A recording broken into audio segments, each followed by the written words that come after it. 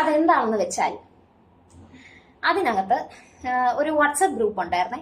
അപ്പോൾ അതില് കുറെ അത് ബോയ്സിന്റെ ഗ്രൂപ്പാ, ബോയ്സ് ഓൺലി ഗ്രൂപ്പാണ്. അപ്പൊ ഇവരതും ഓപ്പൺ ചെയ്യിപ്പിച്ചപ്പോ എന്താ, അതിനകത്ത് മുഴുവൻ ഈ പറയുന്ന അഡൽട്ട് കോണ്ടന്റ് ആയിട്ട് റിലേറ്റ് ചെയ്തിട്ടുള്ള മൂവീസോ ലിങ്കുകളോ കാര്യങ്ങളോ ഒക്കെ ആണെന്നാണ് അറിയാൻ കഴിഞ്ഞത്. ഞങ്ങൾ നേരിട്ട് കണ്ടിട്ടൊന്നുമില്ല, പറഞ്ഞു കേട്ടിട്ടുള്ള കാര്യമാണ് ഇത് ഭയങ്കര വിഷയമായി. അപ്പൊ ഇതുമായിട്ട് ഇൻവോൾവ് ചെയ്ത് നിന്നിരുന്ന, അതായത് ആ ഗ്രൂപ്പിൽ ഉണ്ടായിരുന്ന ഒരു 3-4 പേരുണ്ടായിരുന്നു ആ ക്ലാസ്സിലെ തന്നെ. അവരെ സ്കൂളിൽ നിന്ന് ഡിസ്മിസ് ചെയ്ത് വിട്ടു. പിന്നെ ഞങ്ങളുടെ ക്ലാസ്സിലെ ഒരാളും അതിൽ ഇൻവോൾവ് ആയിരുന്നു. അവനെ പറഞ്ഞു വിട്ടായിരുന്നില്ല, ഞാൻ ഓർക്കുന്നില്ല. പക്ഷെ അവൻ ഇപ്പോഴും എന്റെ നല്ലൊരു ഫ്രണ്ടാകട്ടോ. അപ്പൊ ഡിസ്മിസ് ചെയ്തു. അതിനുള്ള പ്രൊസീജിയേഴ്സ് ഒക്കെ നടന്നുകൊണ്ടിരിക്കുന്ന സമയത്ത്, അതായത് പിടിച്ച അന്ന് ഉച്ച കഴിഞ്ഞിട്ട് ഞങ്ങളുടെ ക്ലാസ് ടീച്ചർ ഞങ്ങളുടെ ക്ലാസ്സിൽ വന്നു.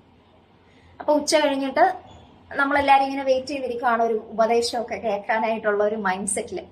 അപ്പൊ നമ്മുടെ ക്ലാസ് അറേഞ്ച്മെന്റിനും ഒരു പ്രത്യേകതയുണ്ട്.